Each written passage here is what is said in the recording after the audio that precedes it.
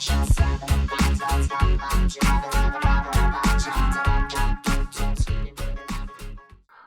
tulemast kuulama saadet Kasvuminutid. Mina olen Andres Kostiv Google'i disainisprintide agentuurist Futurist ning koos minuga on täna Peeter Marvet, kes on veebi- ja turbespets Magento e-poodide arendaja siis Vaimo juures. Ja saade räägib siis, kuidas luuakse kasutajamugavusega kiiret innovatsiooni ning mis on siis tulemused ja õppetunnid. Ja selle saate teemaks on siis miski, millega peadeta e-poed. Heedles, jah. Erinevalt pead või peata kana, eks ju. Peata kanad, peadeta e-poed, peata ratsaneid, et peadeta e-poed ja kasutusmugavus on siis selle saate teemaks. Ja siis, et siin Peetrit pole ammu näinud, et võib-olla siis kohe esimene küsimus, et millega üldse see Vaimo tegeleb? Jah, mul on nagu selles mõttes nüüd esimest korda elus päris sükene nagu IT-alane tööpost. Ma tegelikult ka Sony's olin eelnevalt ametlikult turundusspetsialistina, aga nüüd ma olen turbe evangelist. Ehk iseenesest tegelen, ma küll arvan niipidi, et nagu võib-olla kõige huvitavama positsiooni peal majas.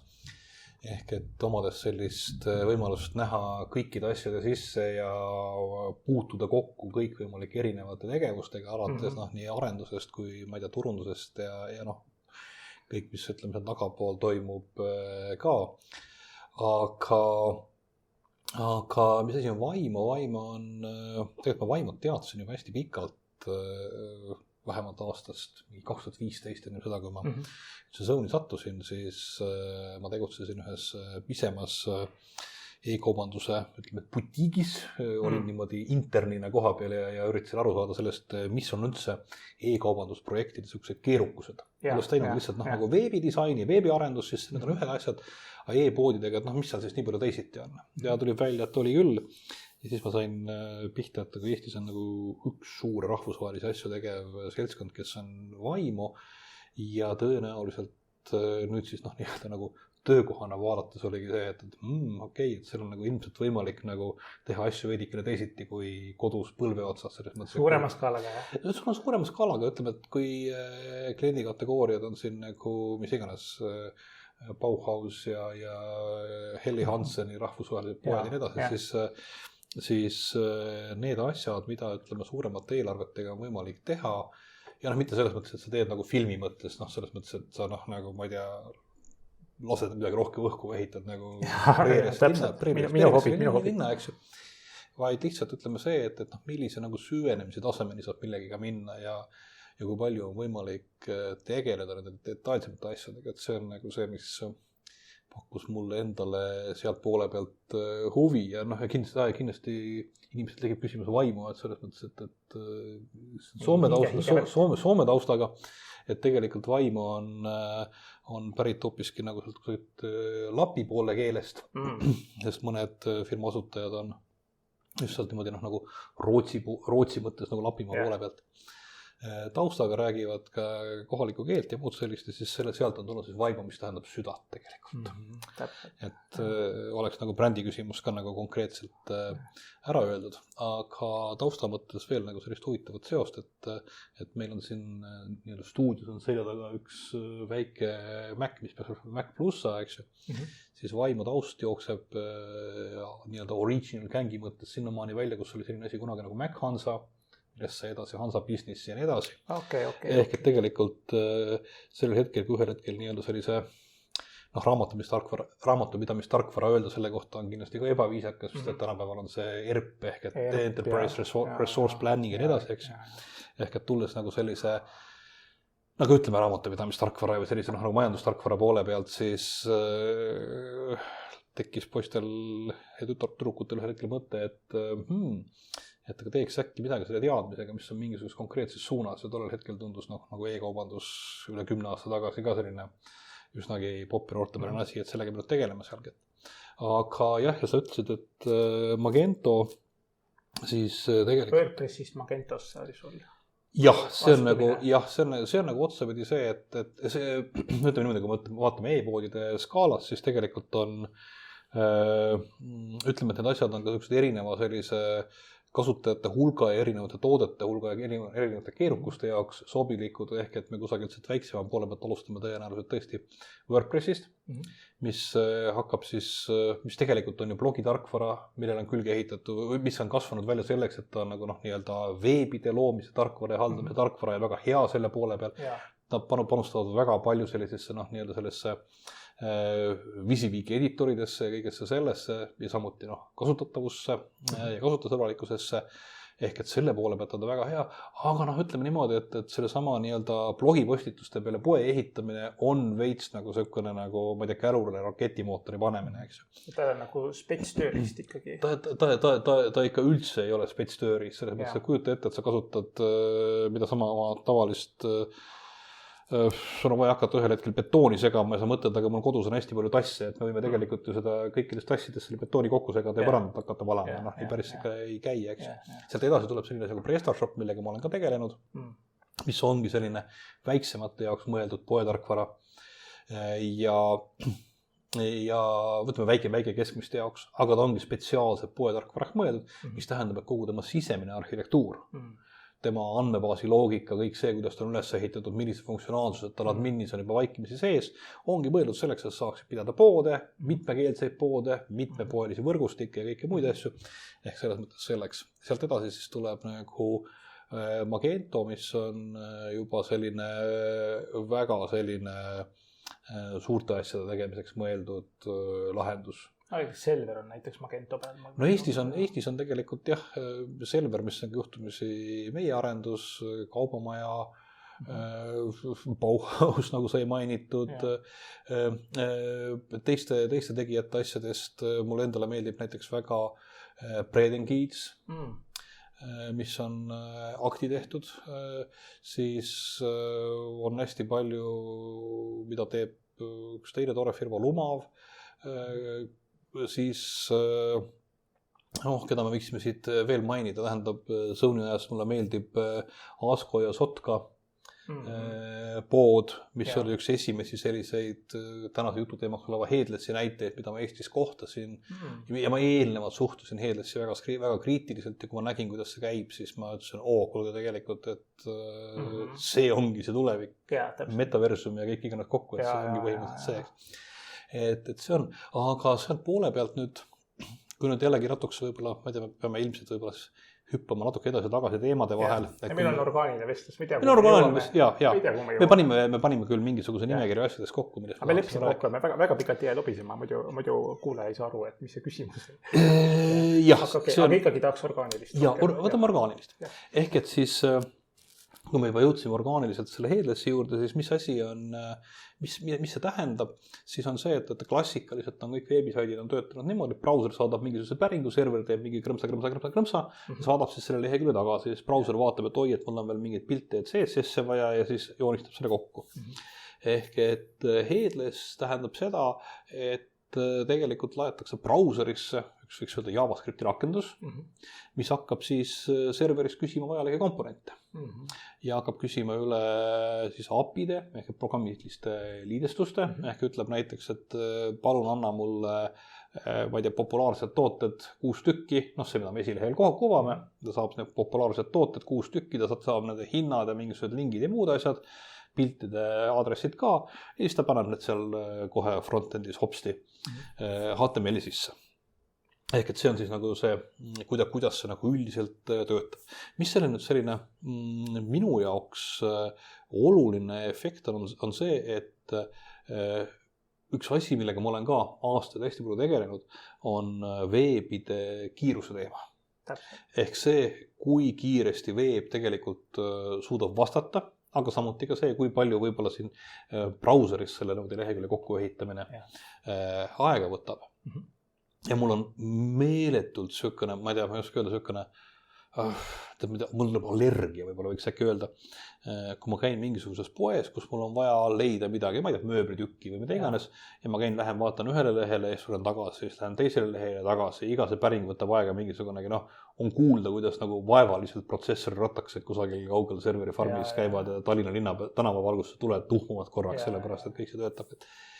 Ja see nagu niivõrd palju tegelikult mõjutab minu seda sellist ostukogemust. Ehk et kui nüüd on mingisugused asjad, kus see toimib kiiremini, siis minu jaoks on see kohe selline nagu wow-efekt. Aga olles tehnika poole pealt võib-olla ka mainida, miks ta siis tegelikult tavalise kujul aeglaselt koos käib, on see, et pood on selline koht, kus on nagu hästi suur hulk neid tooteid, mida meil on müügil. Ja enamus lehekülgi kuidagi tegeleb nendega. Ta koostab võib-olla mingisugust, kusagile pannakse kirja näiteks, et mitu toodet on ka vastavas kategoorias saadaval. Siis kusagil vasakul on üks selline navigatsioonifiltrite võimalus, mis ütleb, et millised hinnavahemik ja nii edasi. Ja see rehkendatakse iga kord välja. Ja selle suure andmehulgaga tegelemine lihtsalt on äärmiselt aegavõttev. Ja nüüd on see, et kui me saame jagada selle asja selliseks mõistlikult töötavaks programmiks, nagu näiteks sul on Excel, eks ju. Ehk kui sa iga kord, kui sa nagu liigud lahtri allapoole, peaksid Exceli uuesti käivitama, siis sa ei jõuaks kuhugi, eks ju. Aga programm Excel teab, et need ruudud on kõik siin olemas ja sa saad liikuda. Ja sama asi on siis ka Headlessi puhul on sellega, et põhimõtteliselt seal sinu brauseri mälus töötab see programm, mis hoiab meeles neid kõiki eelmisi lehekülgi ja ta mäletab, mis seal kusagil selektoris oli ja mis on mingi kategooria valikutes, palju neid kaupu laos oli, mitu tükki ja nii edasi. Ehk see on tal siin kuvamiseks vajalik informatsioon on tal pidevalt mälus ja ta ei pea käima iga asja pärast seal serveriga rääkimas, eks ju. Ja ta saab küsida ainult seda informatsiooni, mida tal reaalselt vaja on, ehitada siis omal nagu mõttemudeleid või neid andmemudeleid koha peal ülesse. Ja see on nagu, kõikidest muudest asjadest, kaasa arvatud, ma ei tea, mõtleme rohepöörde peale või. Et kui me ei pea iga kord tegema mõttetut tööd, siis on ju tegelikult kasu kõigile, eks ju. Et brauser niikuinii peab midagi joonistama, brauser peab selle lehekülje niikuinii valmis joonistama, aga kui ta selle lehe peal peab nüüd võib-olla vähem komponente muutma, siis on ka brauseril lihtne, eks ju, ja nii edasi. Ehk et see annab selle poole, aga see annab ka täiesti uued võimalused e-poodide arendamise poole pealt. Ehk et siis tulles järjekordselt nüüd tagasi selle Headlessi sellise nagu peataratsenik. Jah, seda peatakana me siin rapime veel pikalt, eks ju. Juurde siis kui me kujutame ette, et me oleme lahutanud sellest tagaolevast e-poe suurest raamistikust, mis on kolakas ja kõik edasi. Tooteinfohaldus. Seal on kõik, mis seal on, eks ju, kasutajate kontod ja nii edasi. Me oleme sellest lahutanud ära, me oleme saanud sellest kasutaja brauseris töötava sellise kihi, siis tekib järgmine küsimus, et aga kas me peame alati kasutama seal taga nüüd siis seda näiteks Magentot, eks ju. Ja tulebki välja, et see, mis on, ütleme nagu selle kontseptsiooni, ehk kui alguses tekkiski see, et meil oli üks kindel mootor oli seal taga ja selle mootorile tehti selline nagu headless frontend sinna ette, räägitakse SPA-st nagu single page application või P2VA progressive web application ja edasi, siis tegelikult saab seda ju liidestada mitmete asjadega. Ehk sul on see, kui sul brauser tõesti nagu räägib selle sinu serveriga, ta võib rääkida ka mõne teise serveriga. Ta võib kasutada mingisugust atraktiivsemat otsingumootorit. Atraktiivsemat. Mis kuvab sul juba otsingus asju ette? Näiteks jah, selles mõttes, et kui sa hakkad juba tähendab selle tippima mingisugune piim või midagi muud, siis ta tegelikult juba näitab neid piimapakke. See Headless veebi võimekus. Jah, see on tegelikult, seda saab ka teha mitte Headlessi puhul, aga ta on selles mõttes nagu hea näide, et kuidas see tarkvara, mis jookseb brauseris, saab teha asju hoopis teisiti, sest et ta ei pea nagu, kogu see asi ei ole kirjutatud selle peale, et me kirjutame otsi tulemuse, vajutame enterit ja siis kuvatakse meile tabel tulemustega, eks ju, et teisiti. Ehk et siis kõigi nende lahendustega me võimalik teha huvitavamaid kasutajakogemusi, eks ju. Nagu veebiäpid me räägime. Ta ongi tegelikult veebirakendus, eks ju. Jah. Me lihtsalt äppi all oleme võib-olla harjunud mõtlema, et äpp on see, mis jookseb telefonis, aga päris paljud nendest asjadest, mis telefonis on tegelikult oma sisemuselt üsnagi veebirakenduse laadsed. Näiteks, ma ei tea midagi, Slack on tegelikult sama, jookseb sul brauseris ja jookseb sul seal äpis ja paljude muude puhul kehtib sama. Ehk et sul on võimalik nagu neid funktsionaalsuseid siia modulaarselt panna ja siis siduda erinevate tagapool olevate lahendustega, kus sa midagi hangid. Ja selleks on olemas siis ka täiesti eraldi sellised nii-öelda SaaS ehk et tarkvara teenuse platvormi, millel ei ole frontendi. Näiteks e-kaubanduse mõttes Commerce Tools, siis sisu poole peal on Contentful. või siis sa võid täpselt samuti panna sinna sisu pooleks taha näiteks headless WordPressi, nagu siin mitmetel puhkudel on Eestis ka tehtud. Ehk et see on nagu, sul on võimalik kasutada mingisuguseid selliseid olemasolevaid tükikesi ilma nagu nägemata vaeva selle suurema poemootoriga või integreerida, tähendab ükskõik kui igava poemootoriga oma see seksikas front. See mõnes mõttes jah, et nagu sul on ka telefoni, see SIM-kaardi metafoor oli minu meelest paar aastat tagasi meil ka, et sul on oma telefoninumber, aga sa võid seda tassida erinevate operaatorite juurde, samamoodi sul on oma tänase e-poe nii-öelda äriloogika ja back-end süsteemi mingisuguse tooteinfohalduse riiulid ja noh, sa võid täna viskab Magentole, homme PrestaShopile, ülehomme muule asjale, noh, et põhimõtteliselt. Jah, et selles mõttes, et me oleme nagu, veebi nagu võimekus sellisel juhul. Ja, et me oleme olnud väga pikka aega nagu seotud sellega, et vaim on Magento maja ja me üritame väga mitte olla enam ainult Magento maja selles mõttes, et me teeme seda kindlasti ka, sest kompetents on nagu kompetents ja seda tuleb kasutada. Aga me näeme üha rohkem seda, et me peame vaatama nende kõigi teiste platvormide poole ja proovime olla just nimelt selles mõttes selline paindlik kohanduda. Paindlik integraator ja, sest et tähendab, sest selles mõttes on poe poole pealt on nagu oluline see, et sul on mitu poolt selliseid kasutajaid, eks ju, üks on kindlasti see, kes on siis nii-öelda ostja, kes seal käib, aga me ei saa ära unustada ka seda, et selle ostja ostukogemus sõltub sellest, kui mõnus ja kiire on poe back-endis töötajatel teda teenindada. Ehk et see, mis poes on võib-olla lihtsalt ukse peal naeratamine, eks ju, selle naeratuse teeb sul võib-olla nii-öelda kujundus teeb poes ära, eks ju, aga see, et keegi suudab kiiresti korraldada sulle mingi tootevahetuse või lahendada mingisuguse mis iganes probleemi või aitab sulle öelda, kuule, et meil tarnega läheb 2 päeva kauem aega või et see kõik on tegelikult see aeg, mis neil tuleb, on see aeg, kus tuleb kusagilt võita. Ja nüüd, kui on võimalik valida endale poe jaoks parem back-endi platvorm, siis ütleme see nagu see, ma arvan, et see inimeste naeratused selle kasutamise puhul paistavad lõpuks teisele poole välja. Et ei, see on nagu hea point. Ma ise mõtlen ka nagu metafoorina ikkagi selline, et sul on kingapood ja kujutad, et iga kinga vahe ees on mingi väike ukseke, mis tuleb avada nagu lingist ja sisse minna. Ja siis kui tänase veebide puhul, ütleme siukene sekundiga võib-olla läheb leht ära, see on nagu siuke silmapilgutus. Aga kui läheb seal mingi veebilehte näiteks 3-4-5 sekundit, siis kunagi mul üks kaasprogrammeerija ütles, et see kõlab nagu kuulus siuke Eesti laul, et juba linnukees väljas, siis ta jõudis nagu 4. sekundini, näed, et ta nagu suudab nii kaua laulda, et kui kaua see reaalselt läheb. Ja tegelikult kui te tegelikult kingapoes ringi ja kogu aeg avad neid väikseid uksekesi enne uusi riiuleid ja need uksed ei tule nagu paugust lahti, vaid siis nad tulevad juba linnukesed laulavad nagu ja kaua sa tahad seal kingapoes olla niimoodi uudistada. Selles mõttes on nagu üks väga, just viimaste nädalate käigus oli trend või viimase kuu jooksul jõudis selline metaversumi teema, mille me väga pikalt ei tahaks peatuda, küll aga oli üks juba mõne aasta tagune, kas see oli äkki Targeti või Walmarti video sellisest metaversumi shoppimisest, kus siis inimene jalutab füüsiliselt mööda poodi käruga ja füüsiliselt võtab riiuli pealt asju ja viskab neid tagasi ja midagi muud sugust ja viskab korvi ja siis kogu aeg on mingisugune pläigutav söökene nagu kunagi nagu Microsoftis oli klipi oli see, aga see oli mingi tädi, kes kogu aeg assisteerib sind, eks ju. Come on, ei, ma ei taha, ma tahaks nagu hästi kiiresti saada oma ostukorvi kokku, eks ju. Mulle meeldib see, et süsteem mäletab mu ostukorve.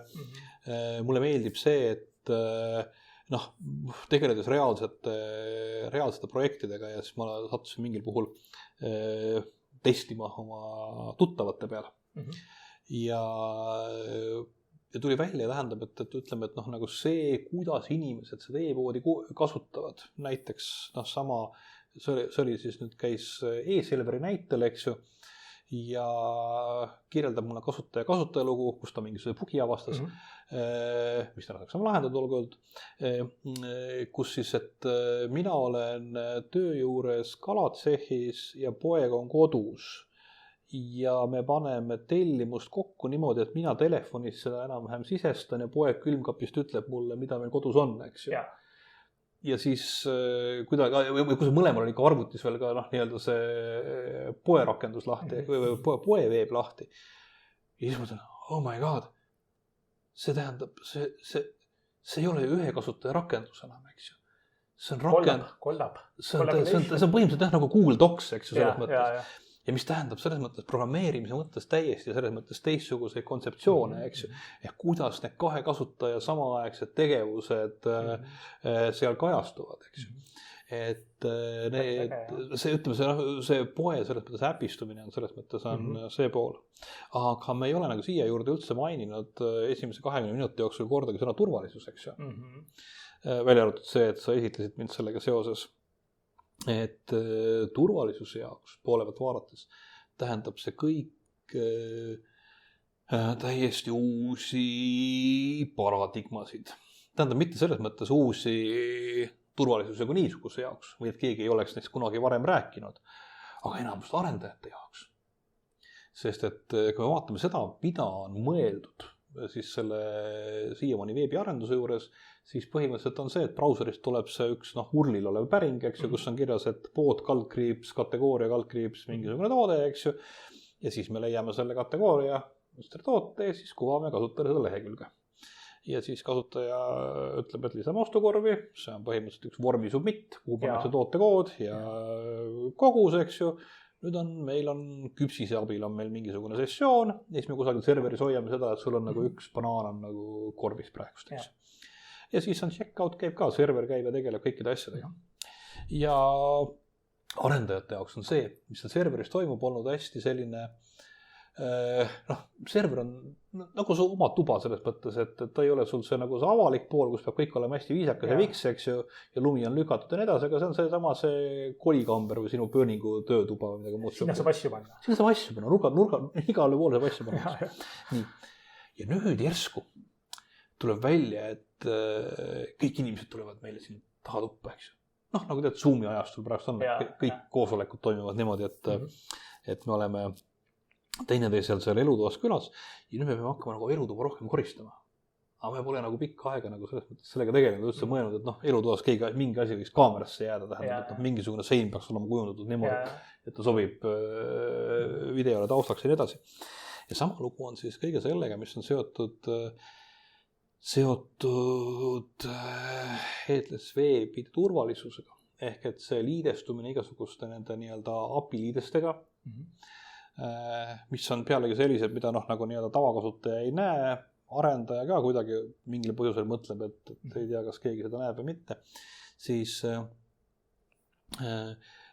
seal kiputakse tegema vigu. Aga mis on tüüpised vead siis? Ma mõtled nagu headless veebi puhul või traditsioonilise? Ei, headlessi puhul. Headlessi puhul tähendab on see, et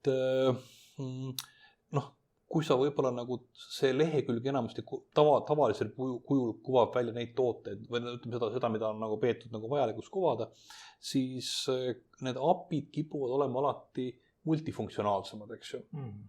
Ehk et põhimõtteliselt see sama API, mille kaudu me saame teada sinu korvi sisu, tegelikult see sama API mingis tingimuses annab ka minu korvi sisu, eks ju.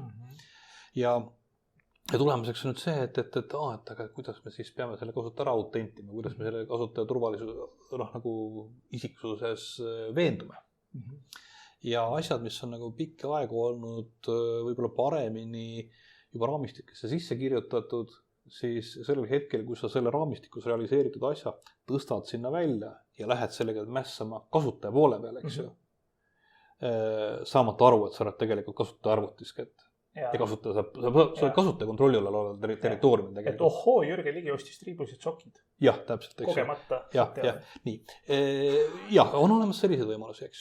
Ehk et võib-olla üks parimaid näiteid, millega ma ise kokku sattusin eelmisel kevadel, oli üks Eesti, ta ei ole pood, aga mingisugune millegi kaubastaja. Ja aga bränd, mida te ilmselt kõik teaksite, siis ma sellega seoses seda ei maini. Ja nemad pöördusid minu poole, et nende veeb oli saunis ja et arendaja ütleb, et server on süüdi, et ostukorvi sattuvad valehinnaga tooted. ma eeldan need odavamad tooted, kui mõeldi. Ei, seejuures oli probleemiks, arendaja jaoks oli probleemiks see, et sattusid mitte soodushinnaga tooted, vaid tavahinnaga tooted, kuigi soodushind oli kirjas. Ja, tavaliselt häkitakse vastupidi. Ja ei, see ei olnud häkkimine, see oli täiesti tavaliselt kasutajad kirjutasid helpdeski, ütlesid, et neil on selline murega. Ja siis ma vaatan, et huvitav, et tähendab, et see on nagu selline tõesti äärmiselt ainulaadne olukord. Aga et kuidas see juhtub? Ja siis ma hakkan vaatama, nagu uurin natukese koodi siit poolt ja sealt poolt ja vaatan, et tõepoolest tegemist on veel täiesti uudse headless veebirakendusega, mis töötab ka kasutaja brauseris. Ehk et siis oli arendatud e-pood, mis töötas niimoodi, et ma ei mäleta WordPress või mis iganes seal taga oli, genereeris siis selle lehekülje peal oli nii-öelda 3 tootepildid, eks, igaühe juures oli hind, maha tõmmatud ja soodushind. Ja siis nüüd, kui kasutaja vajutas lisatoode korvi, siis jQuery'ga ehk JavaScripti raamistikuga otsiti lehekülje pealt üles hinnalahter ja pandi selle hinnaga sobilik kogus tooteid kasutaja brauseris olevasse ostukorvi. Ja kõik see asi toimis väga kenasti, kuni sellel hetkel, kus sa ütlesid, et on vaja nad tarnida, siis põhimõtteliselt sinu brauseris oleva ostukorvi sisu alusel saadeti sind panka. Pangast tulid sa mingisuguse summaga tagasi ja siis öeldi, et toode läheb, see tellimus läheb tarnesse, eks ju. Ja mina pean tunnistama, et selline turvatestimise eetika olulised asju on see, et sa enamasti alati omad kõikideks asjadeks luba ja ei tee jamasid toodangusüsteemides ja kõik on nagu hästi korralikult allkirjastatud, aga minuga juhtus selline lugu, et ma sattusin nii õhinasse, et enne kui ma taipasin, et ma ei tohiks seda teha, olin ma tellinud endale vist mingisuguse, ma ei tea, kui 16 sendi eest kauba ära kätte. Siis mul ei ole muud üle, kui helistada vastava asutuse pealikule ja väga vabandada öelda, et nüüd on selline lugu, et kasutame nüüd selle jama selles mõttes ära, et vaadake, mis näoga laomees on. Oli positiivne, laomees oli väga üllatunud näoga, laomees oli selle milleks avastanud, et see ründevektor oli kinni. Aga tõepoolest on olnud olukordi, kus ilmselt proovides teha sellist mõnusat ja kiiresti käivat veebi on unustatud ära see, et kus pool me tegelikult sellega tegutseme. Ehk et nagu reaalselt on pandud ostukorv kokku kasutaja brauseris ja summa kokku arvutatud seal ja saadetud. Ma ei uskunud, et ma aastal 2021 midagi sellist leian. Aga tegelikult, kui teha oma äsja progetud asjadele lõppkasutajatega teste, siis tegelikult sihukest asjade otsa võidakse lihtsalt komistada. Tegelikult see on nagu üks viis kontrollida sihukest asja juba. Sa ütlesid, et sa hakkasid ka nagu teste tegema. Ja, mina küll tookord testisin. Jah, põhimõtteliselt ma tegelikult testisin ka nii-öelda kasutaja jaoks bugi, eks ju. Ehk et see bugi otsimine on teisel hetkel võib olla täpselt samamoodi kasutusmugavuse nagu testimine. Ütleme, aga see on 2 probleemi. Ennem rääkisid, et uimerdavad veebid on see, mis nagu häirivad kasutusmugavust. Okay. Ja nüüd teine probleem on see, et kui headless veebid on näiteks laakalt tehtud või midagi, siis jälle kasutusmugavus saab põntsu, sellepärast, et sul on ootus soodukat saada, aga sa ei saa soodukat näiteks, eks ole. Et tegelikult need asjad reaalselt. Jah, või siis see sama tähendab juhtum, kus 2 arvutist, ei olnud sellist, kuidas need user story'd on. Mina kui e-poe kaupleja soovin teha seda teist, eks ju. Et oleks tulemus. Sellist user story't, et mina koos pojaga 2 erinevas Eesti nurgas tahame korraga samas ostukorvis tegutseda, nagu seda lihtsalt ei olnud, eks ju. Aga jällegi, kui meil õnnestub need asjandused nagu toimima panna, siis on tore.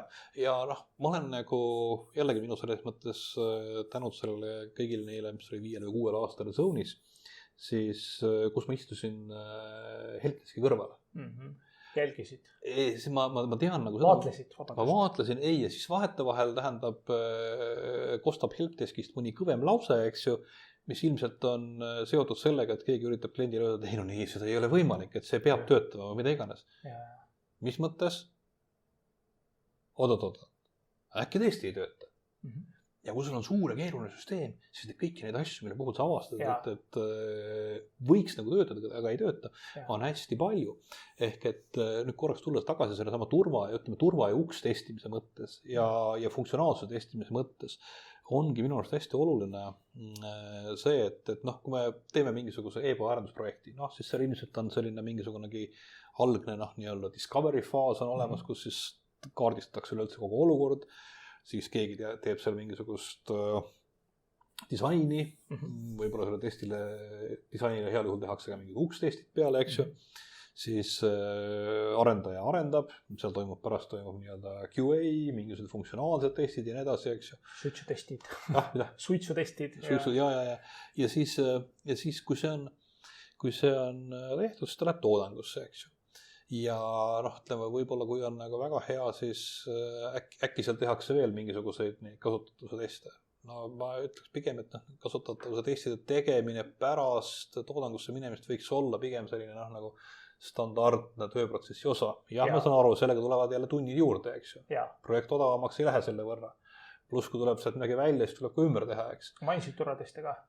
Turvatestid enamasti, ja turvatestid on ka, eks ju, täpselt samasugune asi, mida ütleme, mulle kuidagi tundub, et kuna see ukstestid on nagu asjad, mida vähemasti me kõik nagu näeme, eks ju. Selles mõttes see kliendi poole pealt toote omanik saab aru, kui mingi asi nagu lonkab, eks ju, või näeb kole välja, eks.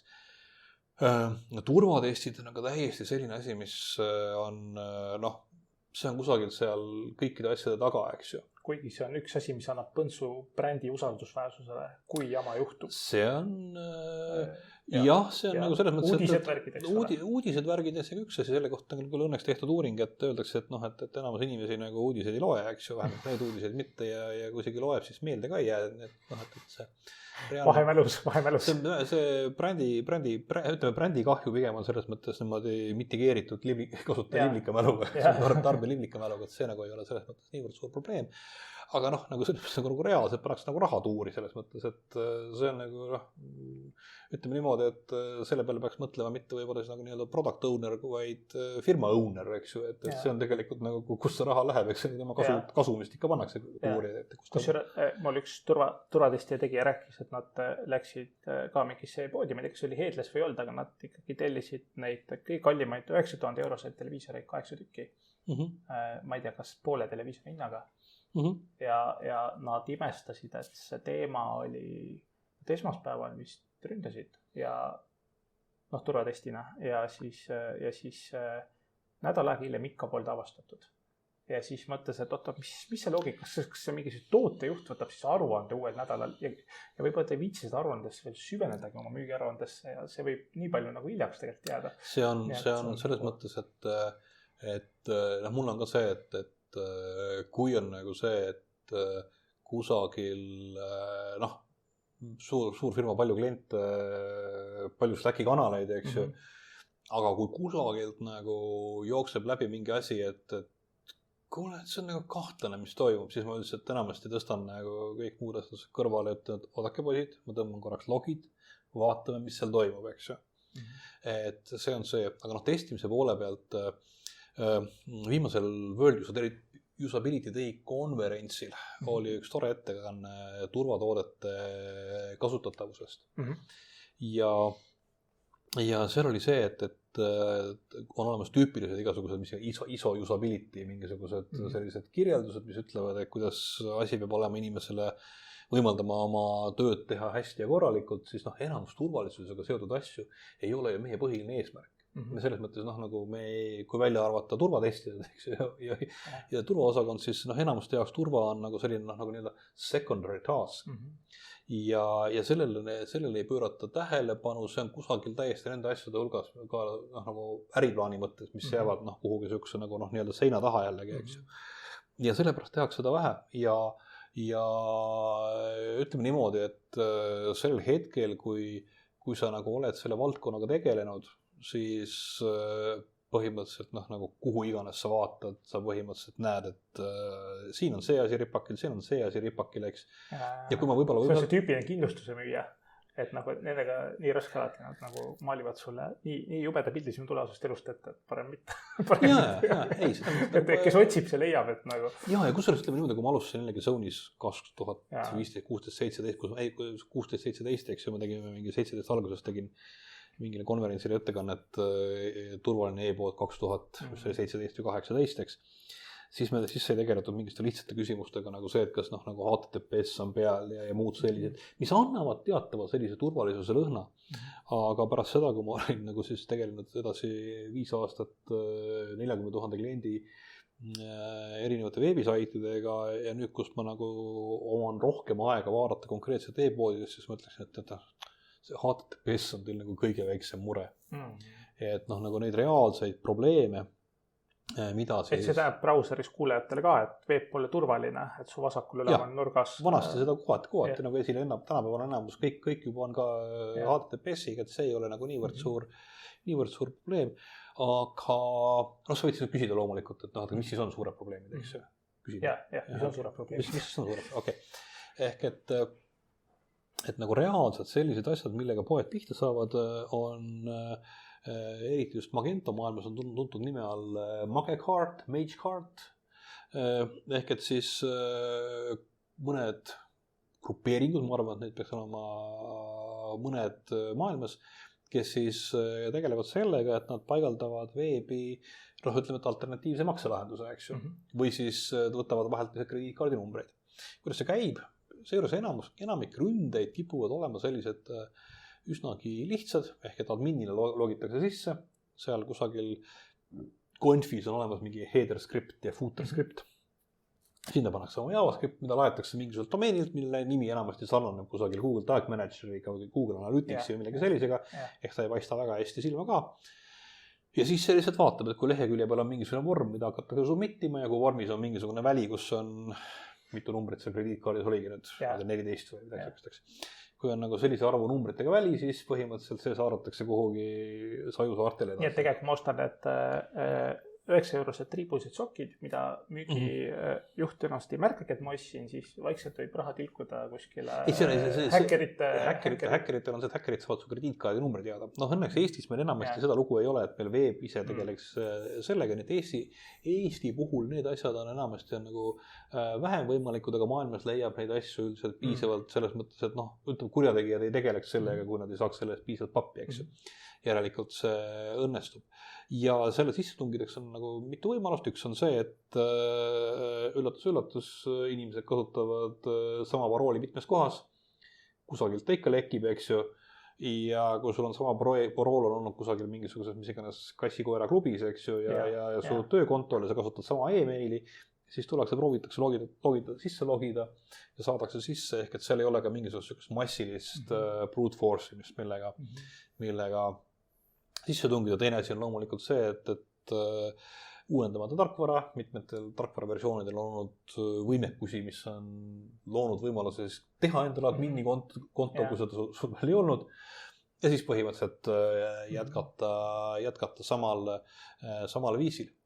Aga eks need tähendab neid tegevusi, mida on võimalik sealt saada, on erinevaid. Ma võin nagu lihtsalt selleks nagu mingid mustrid, mille põhjust me eeldame, et on lihtsalt see, et üritatakse poodnikku kottida, on see, et kui on nagu näiteks mingisugused need SMS-iga kinnituskoodide saatmised, siis toimub massiline nende pihta tehtud päringute korraldamine.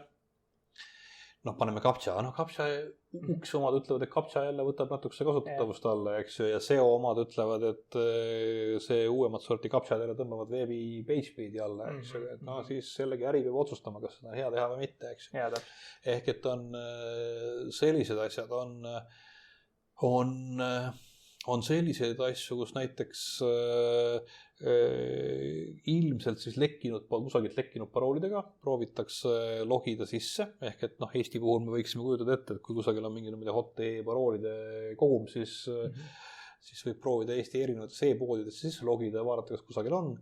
Ja kui tegemist on e-poodega, kus on olemas punktiraha, mida siin mitmed turundusliku vahendusena kasutavad, siis on võimalik punktiraha eest midagi osta. Jällegi, kui on tegemist tavalise poega. Aadressi ära vahetada, see teeb veel natukese nagu selles mõttes nagu keerulisemaks ja vahele jäämise võimaluse suuremaks. Aga veel kihvtim on see, et mõnedes poodides on müügil ka mingisugused elektroonilised maksevahendid. Näiteks mängude need nii-öelda refill punktikaardid või need mingid sellised asjad, eks ju. ja nendest on olemas digitaalne versioon ehk et on võimalik muuta ära lihtsalt e-posti aadress, osta endale mingisuguse 50 eest mingit PlayStationi seda nii-öelda mänguraha, eks. Ja siis seepärast arvad, et nad mängivad selle maha ise. Ei, selleks on olemas omaette kohad, kus on võimalik mänguraha müüa, eks. Ja, täpselt. Ja. Ehk et vahetada bitcoinideks, mis iganes pidi. Nii et sellised asjad, eks. Ja nüüd on see, et kui rääkida sellest, et need turvaaugud, kust kohast sisse tullakse, siis vaadates e-poodide logifaile, siis seal pidevalt käib madistamine ja madistatakse põhimõtteliselt sarnaste turvaskanneritega, mida kasutavad need ka sinu poolt mainitud nii-öelda turbetestijad. Ehk et üks selliseid võib-olla välise testimise selliseid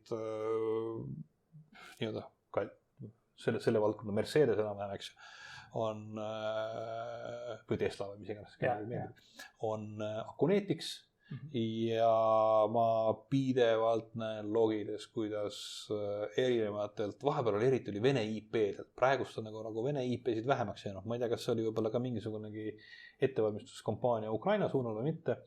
Igal juhul vahepeal oli väga palju venelasi, kes käisid ja skannisid. Häkkerid on hõivatud muude teemadega. Nüüd praegust on jah vaja selles mõttes seal mingid konvoid ajada ja muud söökast teha. Aga siis oligi see, et oli nagu pidevalt alertid tulid selle kohta, et kusagilt järjekordselt käib põhjalik turvaskaneerimine ja selles mõttes nagu see on töö, mis kulutab protsessori jõudu ja ta jookseb seal mingisugune 24 tundi, eks ju. Ja inimesed panustavad sellesse, et nad otsivad teie veebisaitides pidevalt neid turvaprobleeme. Ehk et seal on, ja siis ongi täpselt see, et nüüd kui ma hakkasin vaatama seda palju, siis nagu selle headlessi poole pealt selleks on, siis hakkasin otsima näiteks, et on kasutusel mingid elastikunimelised otsimootorid seal endal taga ja muud söökast, et palju sellega seoses nagu selliseid turvatestimiseks nagu vihjeid leiab, eks ju. Ei olegi nagu. Ehk tuleb välja, et tegelikult ka selle poole pealt selline nagu turvatestimise kultuur on veel juppad madalam. Jah, sellega kindlasti tegeletakse, aga su tüüpiline turvatestija, kelle sa võid leida, siis on tõenäoline, et ta ei ole veel seda sorti asjadega kokku puutunud. Ütleme vahekokkuvõtteks võiks öelda, et tegelikult disainerina või kasutajakogemuse disainerina ma vaatan, et see kõik läheb natuke selle usalduse katuse alla ikkagi, et mis on nagu brändi usaldus, et kui mingi jama juhtub ja see läheb avalikuks, on ju, et siis bränd võib sul nagu põntsu saada. Ja samamoodi, kui ma disainerina ütlen ka, et okei, et ma saan disainida e-poe avalehte usaldusväärseks, et kuidas ma seda teen. Näiteks ütlen, et okei, mis on tagastustingimused näiteks, eks ole, kui kiiresti kaup kohale jõuab inimesteni, eks ole, mingid muud siuksed, nagu öeldakse, hirmu maandajaid, nagu disain ka on võib-olla pigem nagu ka siuku modernne, kui ta on näiteks mingi täiesti selline vanad kool võib olla nagu ka nagu inimesi eemaldada. Tegelikult mõlemad läheb sellise nagu, et ütleme jah, et siukse usalduse nagu varju alla ja sa rääkisid ka selle headless veebide siis, et kui nendega saab teha väga kiiret navigatsiooni ja lihtsust, eks ole, et sa klikid jõuad järgmisesse kohta, et see on täpselt samamoodi nagu teine sammas kasutusmugavus, mis ma nagu välja tooks. Jah, ja sul on võimalik teha ka seda, et sa saad teha seda asja nagu võib-olla selliseks interaktiivsemaks või, aga mitte interaktiivsemaks kuidagi lihtsalt sellise tilulilu mõttes, vaid sul on vahest lihtsam ehitada asja, mis küsib siia lehekülje peale täpselt sobiliku suurusega pildi ja sul on lihtsam teha kõiki neid asju, mis on sellised, et sa saaksidki nagu tooteid lapata, eks ju, et meil tekib siin kasutusmustrites on selline nii-öelda see TikToki ajast tulnud see doom scrolling, eks ju. Või siis nagu on Apple'i puhul see cover view, kus sa saad lapata neid pilte, eks ju. Ja ma just vaatama õpetan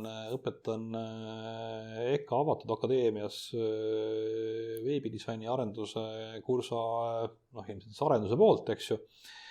Ja ma näen, et seal mitmed on teinud just selle, et oma nii-öelda portfolio saidi ja nad on teinud selle selliseks, kuidagi selliseks just ka niimoodi selliseks horisontaalselt skaneeritavaks, et kui nüüd, kes podcasti kuulab, siis Pets teeb käega paremalt vasakule sellised pühkivaid liigutusi, nagu tead, sa lükkaksid nagu swipe'in left. Apple'i swipe, legendaarne, iPad'i swipe. Või nagu Tinderis, let's swipe left, eks.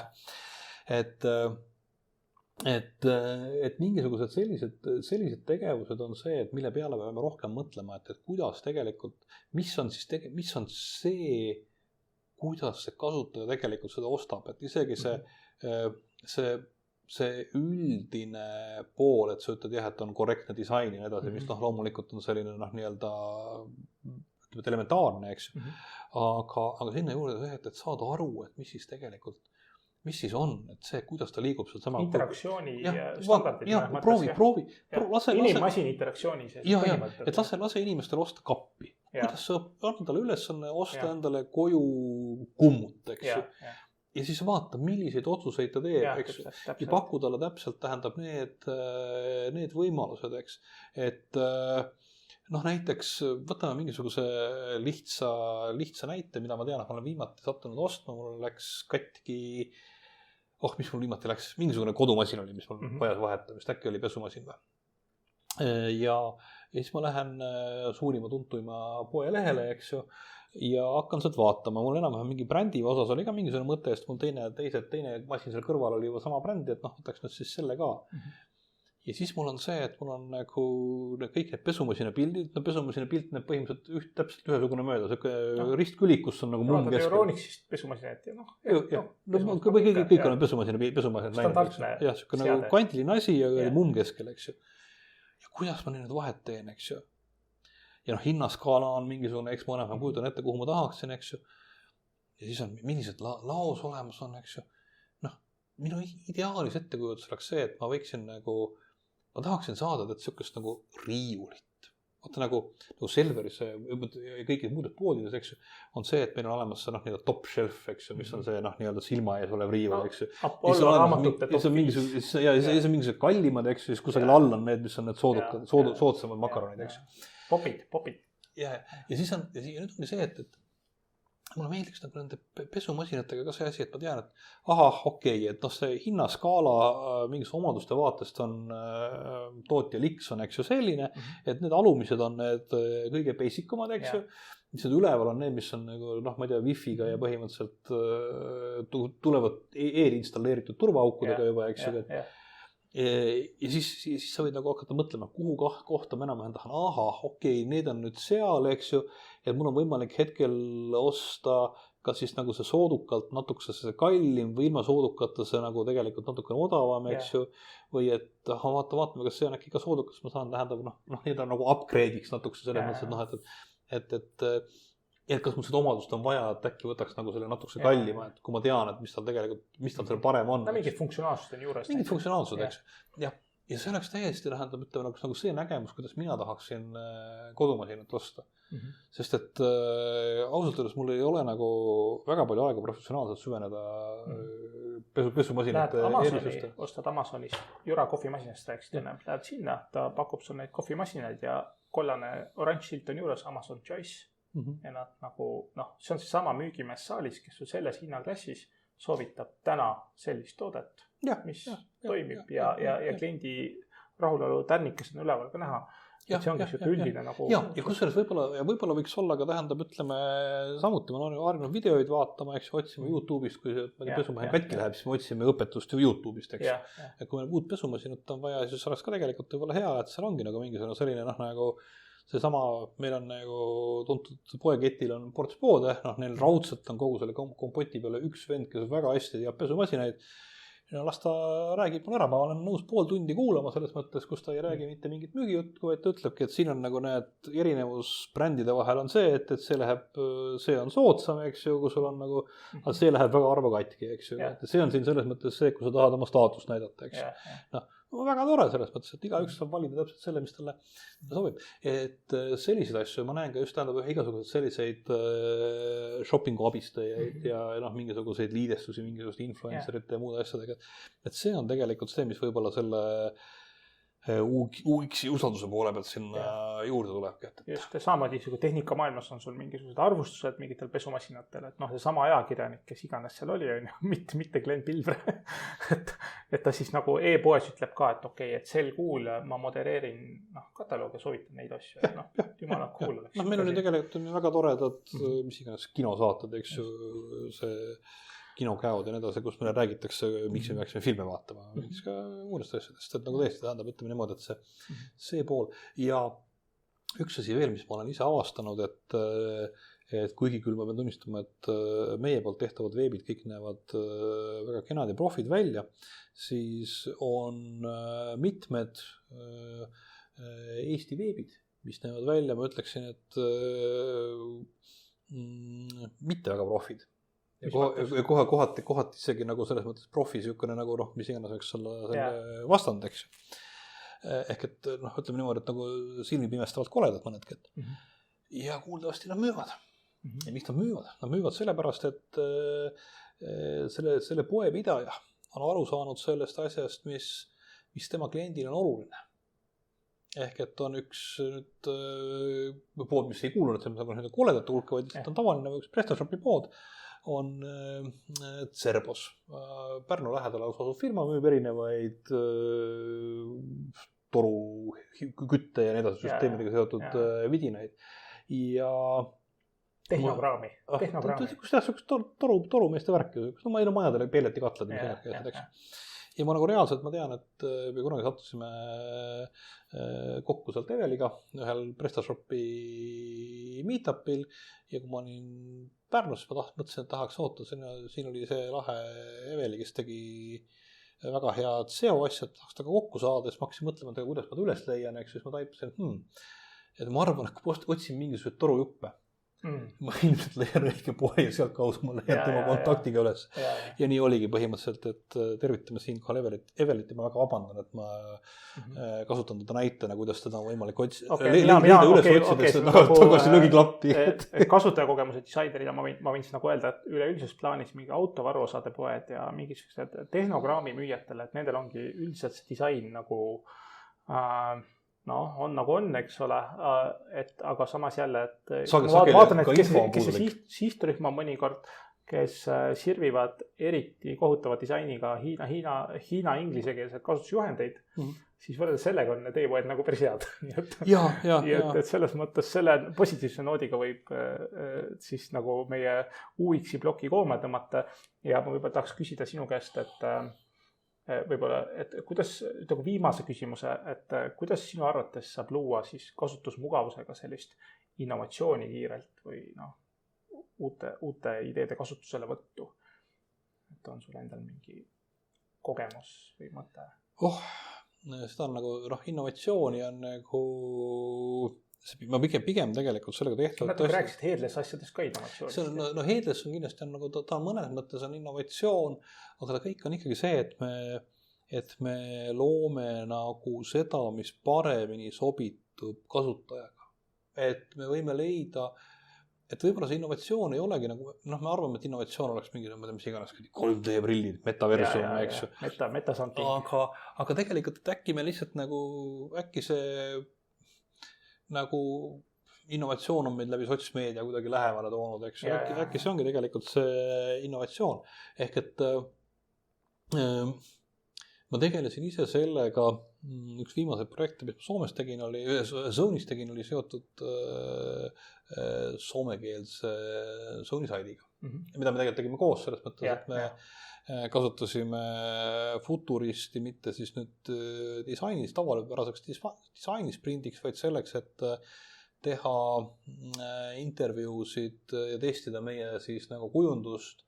Ja alguses veel ennem seda, kui kujundus päriselt tekkis, meil oli selline prototüüp ja paljuski minu kirjutatud copy. Ja me tegime innovatsiooni läbi selle, et me proovisime kirjutada paremat teksti. Nagu tekstisisu. Nagu tekstisisu. Ja tekstisisu kirjutamisel on see on ka täiesti asi, millega me võib-olla liiga vähe pöörame tähelepanu. Me võime selle peale kiputakse mõtlema niimoodi, et see on mingi SEO jaoks ja nii edasi. Aga kui me teeme seda, et me tahame inimestele müüa oma toodet, siis see toode peaks olema neile arusaadav. Me peaksime rääkima neile arusaadavas keeles ja mulle selline nii-öelda pisar tuli silma hetk oma kuulates tagasisidet oma töökohta oli hetkel, kui üks, ja me testisime siis nagu Soome inimestega, seal vist olid mõned mehed ja naisi oli vist natuke rohkem. Ja üks naisterahvas ütles, et teate, mis mulle selle teksti juures meeldib, mulle meeldib see, et mind ei peeta lolliks. Ehk et siin tekstis on kirjutatud reaalsetest asjadest, reaalsete sõnadega, mida see teenus teeb ja mida mul tegelikult vaja on ja ei ole hakatud mingisugust ninnunennut ajama. Liigset haipi. Ei ole mingisugust liigset haipi ja mingid asjad. Siin on kirjas, et näed, see on selline asi ja ta töötab, ma ei tea, nii-öelda 24/7, eks ju, või mis iganes või. Ja mulle meeldib see, et näed, et siin on nagu mingi inimese pilt ja et siin on nagu telefoninumber, et see on väga tore, et on telefoninumber kohe näha. Et siis ma tean, et ma saan neile helistada. No eks ma muidu saan ka, aga selles mõttes on tore, et nad on julgelt välja pannud, nad annavad mulle sõnumi, et ma võin helistada, eks. Vihje tänastele e-poodidele ka. Ja. Sest et meil on see, et kui me tahame nagu mingit lahendust, eks see alt tulev see chat on nagu tore, aga kohati on see, et kui ma saan tõesti nagu helistada ja saan küsimusele vastuse ja saan edasi liikuda, siis see on nagu vahest kõige selles mõttes olulisem. Ja see ei ole kaugeltki mitte ainult tehnika poole küsimus, ma olen ammusest ajast sellise poe nagu seda on Zappos, suur fänn, mitte et ise papusid ostaksin, eks ju, aga kui mul tekib soov osta endale uued mingisugused sellised matkamad papud või midagi muud sellist, siis ma loen neid arvustusi sealt, mitte arvustusi, vaid tootekirjeldusi, sest need on kirjutatud nende tiimi poolt, mitte lugejate poolt, eks. Ja ma loen sealt ja sealt ma saan aru sellest, mis see toode on, sest et jällegi, kui ma lähen mingisugusele, ma ei tea, Eko või kelle iganes Salomoni lehele, siis seal haibitakse mingisuguseid brändinimelisi soojustusmaterjali ja kõike muud, eks ju. Aga eks nad kõik ole enam-vähem samad selles mõttes, ma arvan, et Koredex ja selle konkurendid enam-vähem annavad mingisuguse sarnase tulemuse ja neid igasuguseid soojustavaid, ma ei tea, Insulate ja Primalofte ja mida iganes on ka erinevad, eks ju. Aga see üldine asi on nagu sealt, mis see, et ma arvan, et minu enda jaoks nagu suurim innovatsioon on see, kui me oleme jõudnud ühel hetkel tehnikaga nii kaugele, et see, kuidas tehnika käima panna, ei ole enam küsimus. Ja me saame kõik tegeleda sellega, et me õpime paremini kirjutama. Et kuidas kirjutada toote tutvustust. Kuidas kirjutada paremat kirja kliendile. Ehk et Zonis ma alustasin kunagi jällegi tulles oma mineviku juurde tagasi. Üks selliseid lahedaid projekte, mis ma alguses tegin, oli see, et meie kirjastiil, juhul kui me peame ütlema, et me peame mingit serverit restartima.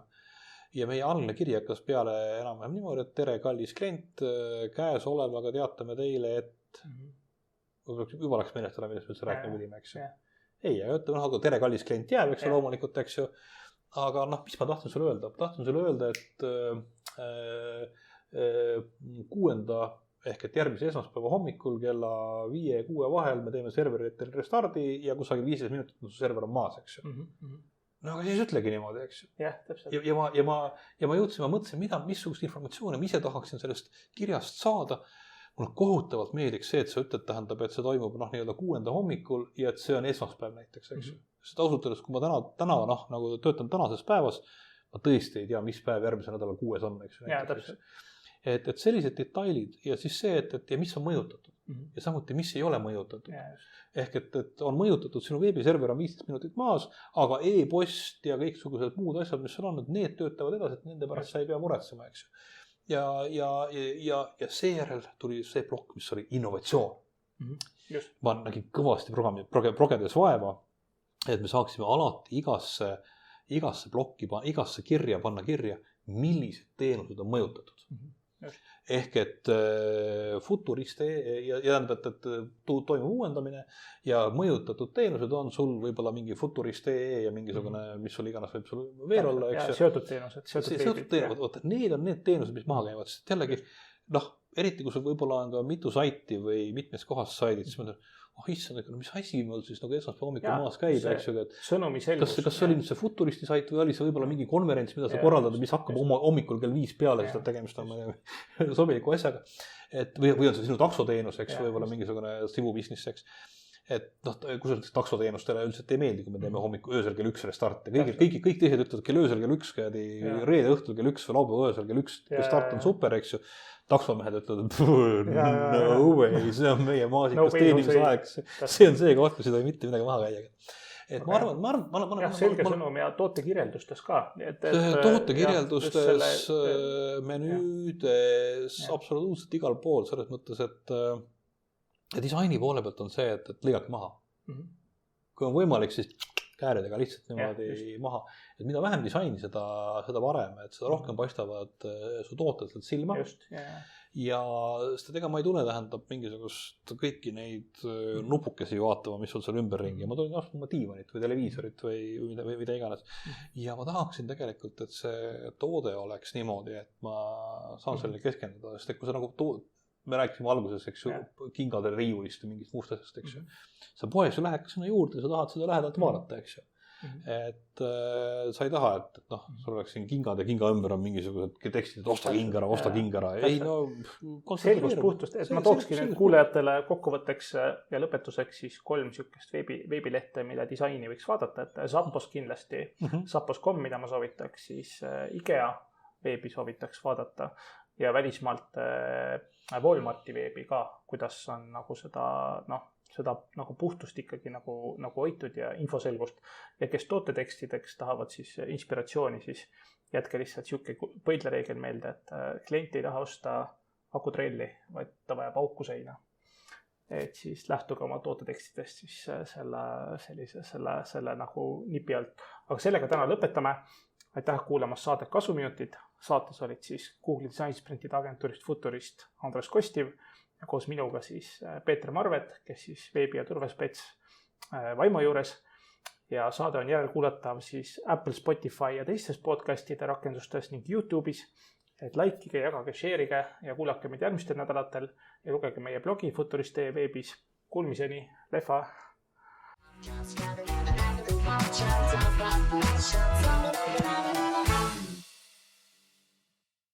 No, korras. Ja siis kaamera seal peaks salvestama. Nii. 3, 2, 1.